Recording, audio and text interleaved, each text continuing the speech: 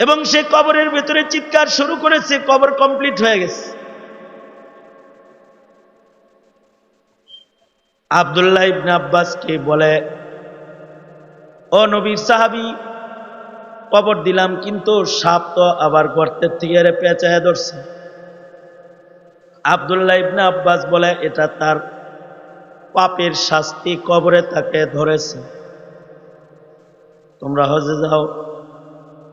হাজিরা হজে চলে গেছে, ফেরত এসে বউয়ের কাছে গেছে, যা কয়, তোমার বিবি, তোমার স্বামী যে মারা গেল, তার কবরের ভেতরে তাকে তো সাপে পেঁচায় ধরছে, তার কোনো দোষ কি তুমি জানো?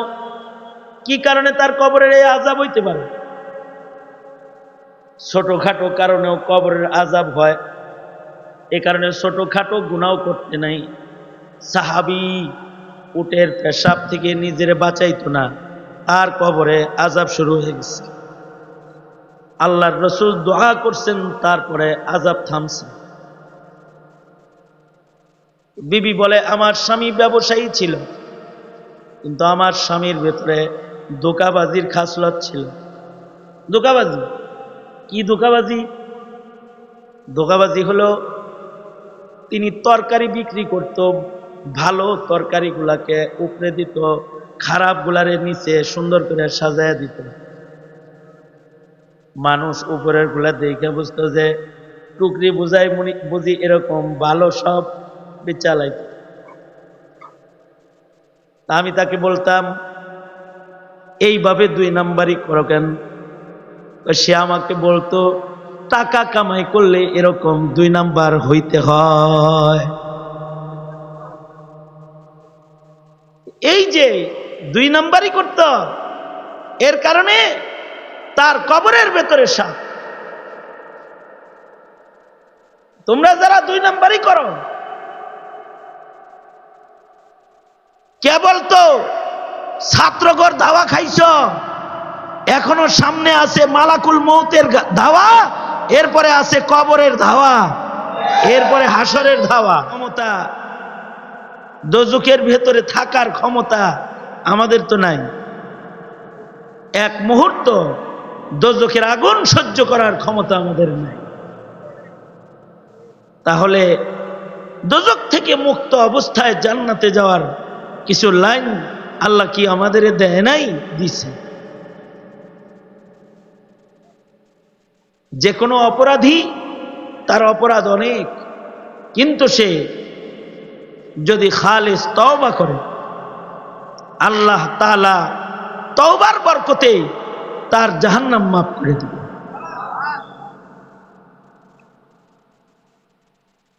এখন যদি কেউ তওবা করে, আল্লাহ এখনই মাফ করে দিবে।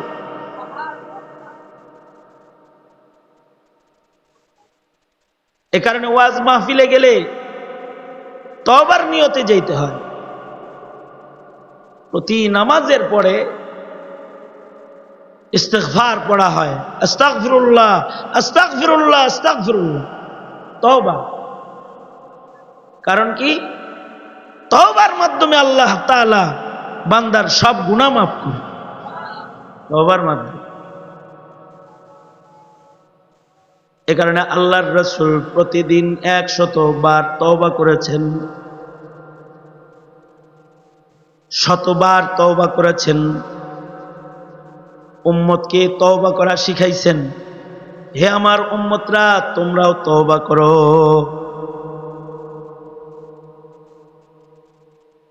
বুখারী শরীফে আছে, 100 খুনের আসামি তওবার জন্য ঘর থেকে বের হইছে, আল্লাহ তারে মাফ করে দিছে।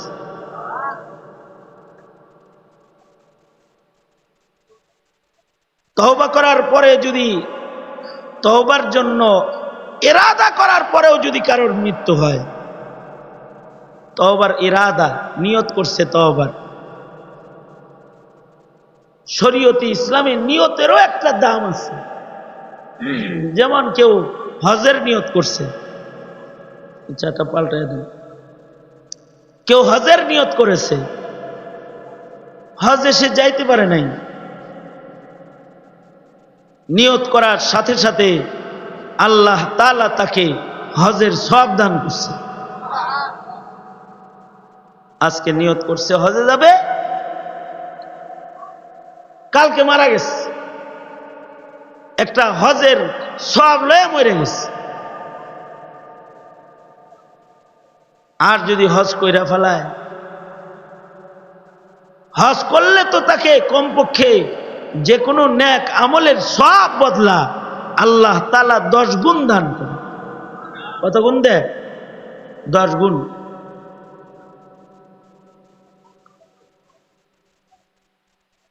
যে কোনো নেক আমল কেউ করল তো তাকে 10 গুণ সওয়াব আল্লাহ দান করে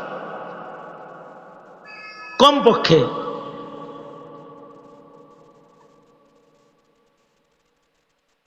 কেউ নিয়ত করছে বাচ্চা থাকলে একটা মসজিদ করব, নিয়ত করে আলাইছে,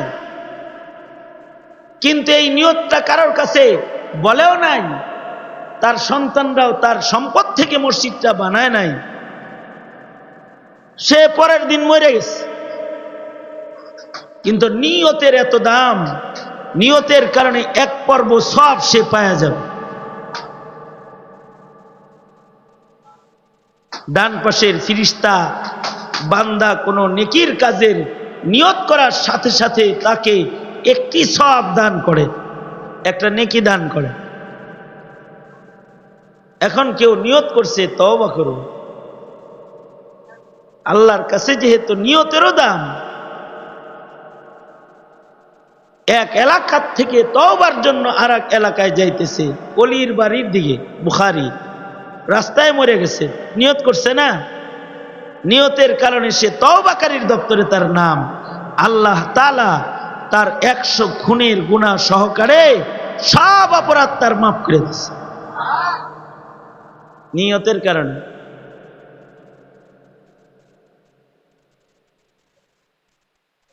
আর যদি তওবাটা কইরা আল্লাহ কেউ নিয়ত করে নাই, তওবাটা করছে, করলে তো ইউবাদদিলুল্লাহু সাইয়্যাতিহিম হাসানা, গুনাহকে নেকি দিয়া পাল্টায় আমলনামায় উঠায়া দিবে। তওবার নিয়ত করার সাথে সাথেও আল্লাহ তাআলা বান্দাকে মাফ করে দিবে।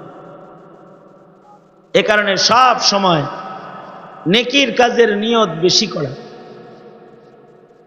নেকির কাজ যদি কেউ করে ফেলে তাইলে আলাদা সওয়াব, তওবা করে ফেলছে কেউ তো তার গুনাহকে আল্লাহ নেকির দ্বারায় পাল্টাবে, তাকে কায়াউমিন ওয়ালাদাতহু উম্মুহু, সদ্য ভূমিষ্ঠ সন্তানের মতো মাসুম বানায় দেবে।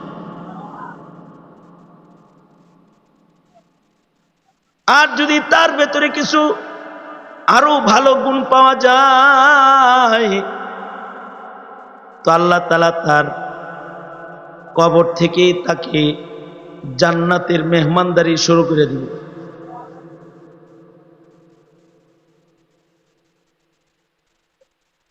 যেমন হিলিয়াতুল আউলিয়া কিতাবে আছে, সালেহ বুনানী রহমাতুল্লাহি আলাইহি এমন একজন নেককার বান্দা ছিলেন যিনি তাকবীরে উলার সাথে সব সময় নামাজ পড়তেন। সাঈদ ইবনে মুসাইয়িব 40 বছর তাকবীরে উলার নামাজ পড়ছেন।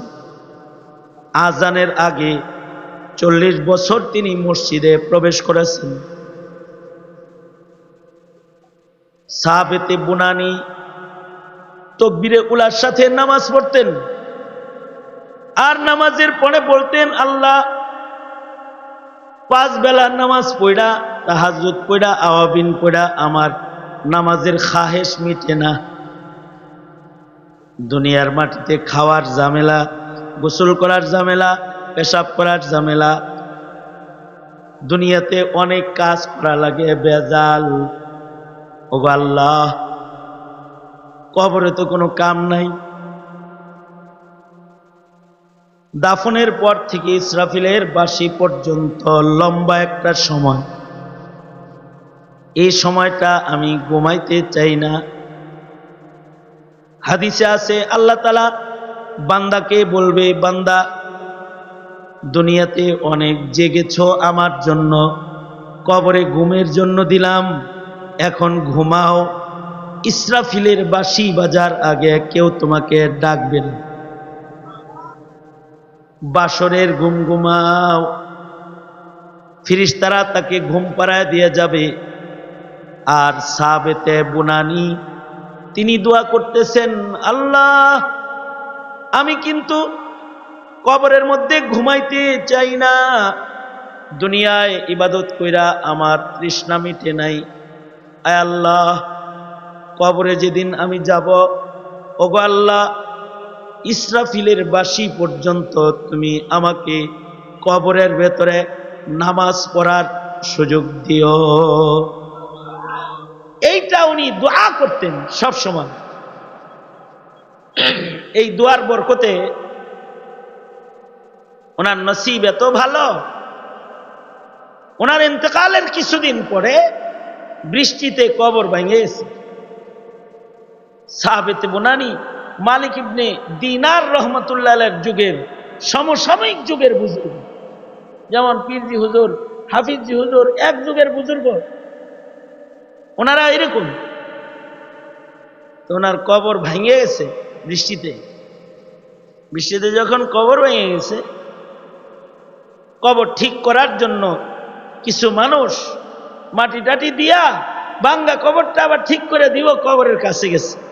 কাছে যাইতেই দেখে কবরের যে ভাঙ্গা জায়গা, এই দিক দিয়া আলোকিত একটা সুরং দেখা যায়।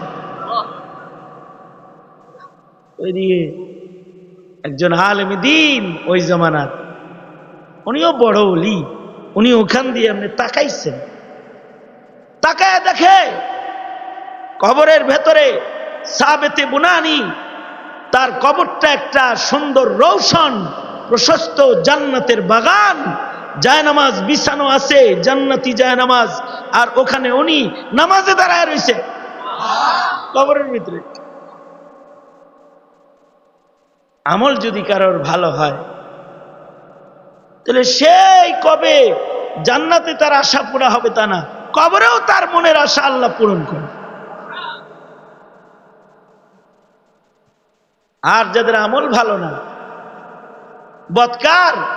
বদকারকে আল্লাহ অপছন্দ করে, আর নেককারকে আল্লাহ পছন্দ করে। ইন্নাল্লাহা ইউহিব্বুল মুহসিনিন, যারা নেকির কাজ বেশি করে মহান আল্লাহ তাদেরকে পছন্দ করে। নেকির কাজ যদি কেউ অন্যায়ভাবে করে, তাহলে ওই নেকির কাজ দিয়া নাজাত পাওয়া যায় না। জালালউদ্দিন সুয়ুতী রহমতুল্লাহ আলাইহি তাফসীরে জালালাইন যিনি অর্ধেক লিখেছেন, জালালউদ্দিন সুয়ুতী, বাকিটুক লিখছেন মুহাল্লি। দুজন জালালউদ্দিন, এই জন্য জালালান, দুই জালাল। এই এক জালাল হলেন জালালউদ্দিন সুয়ুতী। ওনার একটা আশ্চর্য কিতাব আছে, কিতাবের নাম শারহুস সুদূর ফি আহওয়ালিল মাউতা ওয়াল কুবুর, কিতাবের নাম। তিনি ওই কিতাবে লিখছেন, বাগদাদ থেকে এক হজের কাফেলা মক্কায় যেতেছে। রাস্তায়, আগের যুগে তো মরুভূমিতে হাইটা যেতেই তো, রাস্তায় এক হাজী সাহেব অসুস্থ হয়ে গেছে। অসুস্থ হয়ে ওই হাজী রাস্তায় মারা গেছে। দাফন করা লাগবে না?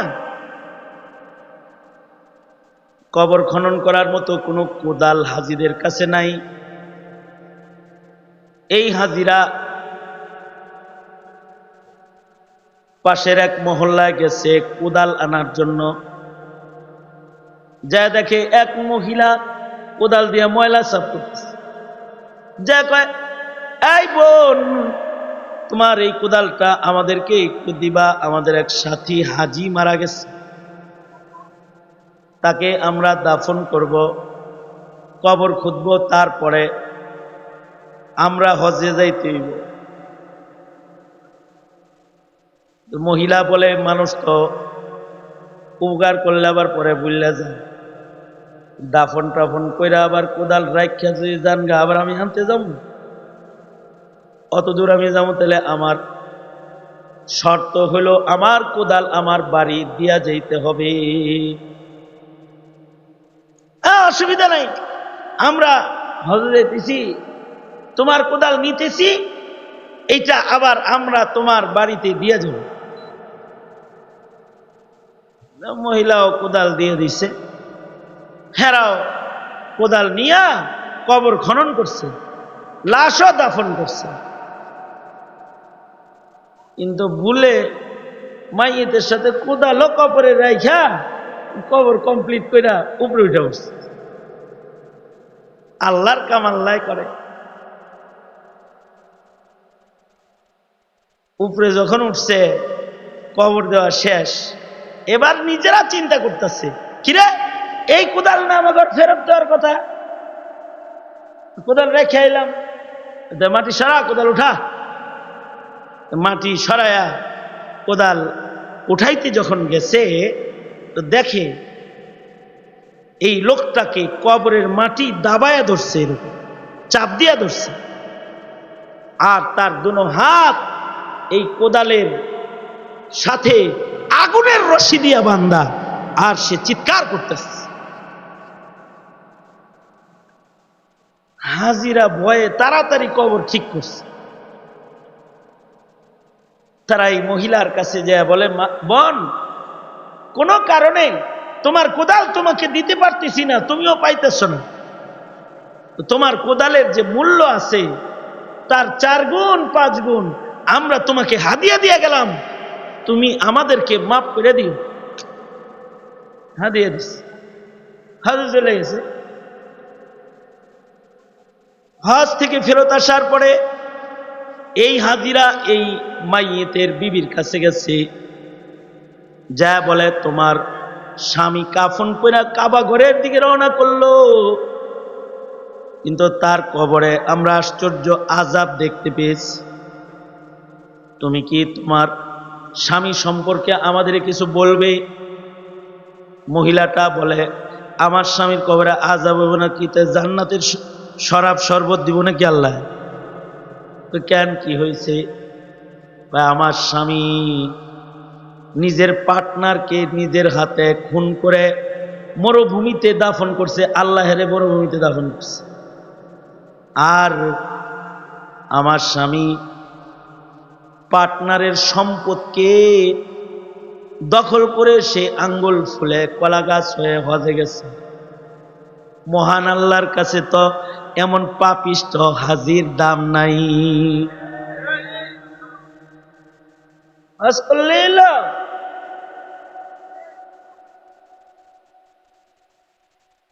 খাচ্ছাত ভালো করা লাগে, খাচ্ছাত বুঝেন? খাসিল ইমান ভালো করা লাগে, স্বভাব ভালো করা লাগে।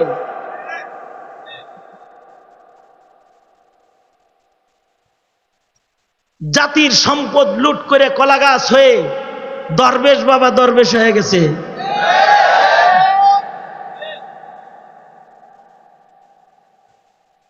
ওয়া উমলি লাহুম ইন্না কাইদি মাতিন। আল্লাহ বলেন, আমি ছাড় দেই, কিন্তু আমার ধরা খুব শক্ত। আল্লাহ ধরলে ছাড়ে না। শেখ হাসিনা প্রত্যেকটা উপজেলায় একটা করে মসজিদ বানিয়েছে। আওয়ামী লীগের নেতারা বলতো, আমাদের নেত্রী বুজুর্গ 70 রাকাত নফল নামাজ পড়ে ডেইলি, ইশরাকের নামাজ না পড়া উঠে না, তাহাজ্জুদ পড়ে, এগুলো বলতো। ভাবে লাগে সম্পর্ক আল্লাহর সাথে, কিন্তু আমরা দেখলাম ছাত্ররা যখন দাওয়া দিছে, সম্পর্ক আল্লাহর সাথে না, দিল্লির সাথে।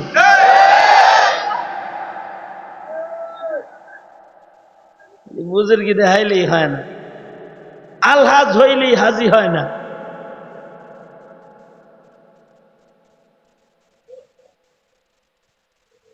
ইমাম বাইহাকি রহমতুল্লাহ আলাইহি শুআবুল ঈমানের ভেতরে আরেকটা আজব ঘটনা আছে। আব্দুল্লাহ ইবনে আব্বাস রাদিয়াল্লাহু আনহু ওই হজের সফরে ছিলেন।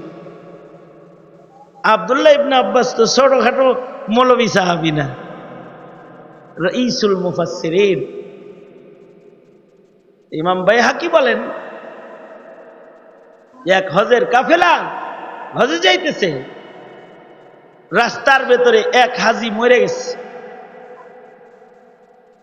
এই হাজিকে সাথীরা কবর দেওয়ার জন্য কবর খনন করছে, কিন্তু যেখানে কবর খনন করছে কবরের ভেতর থেকে সাপ, লাশ নামানোর আগেই বড় সাপ আয়া কবরে শুইছে।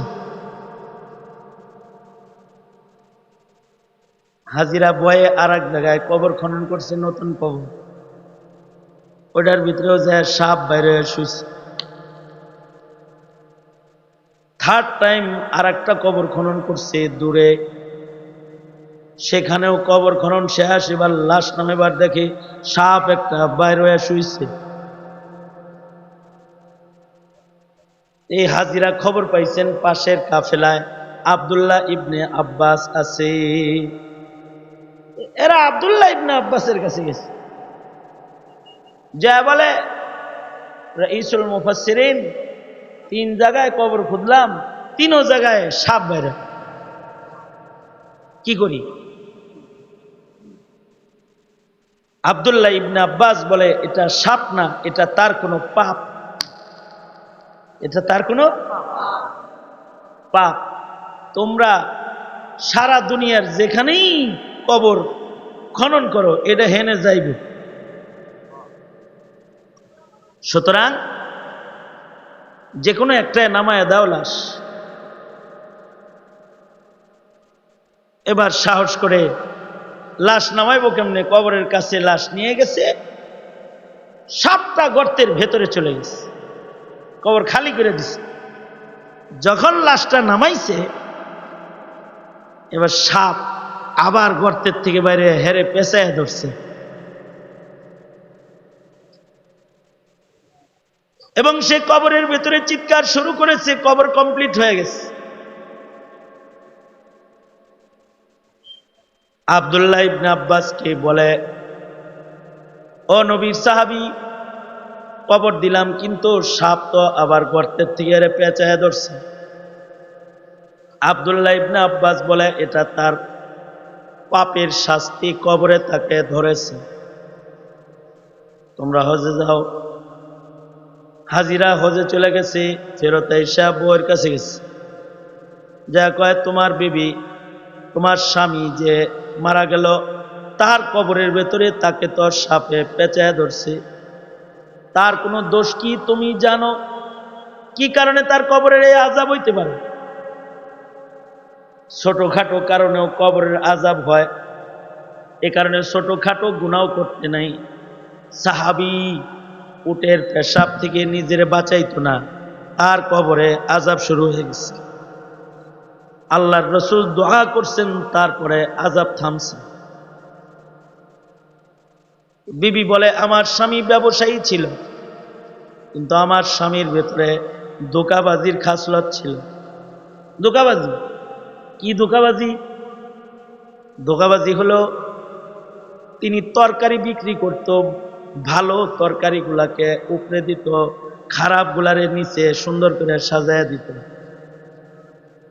মানুষ উপরের গুলা দেখে বুঝতো যে টুকরি বুঝাই বুঝি এরকম ভালো সব বেচালাইত। আমি তাকে বলতাম, এইভাবে 2 নাম্বারই করো কেন? সে আমাকে বলতো, টাকা কামাই করলে এরকম 2 নাম্বার হইতে হয়। এই যে 2 নাম্বারই করত, এর কারণে তার কবরের ভেতরে সাপ। তোমরা যারা 2 নাম্বারই করো,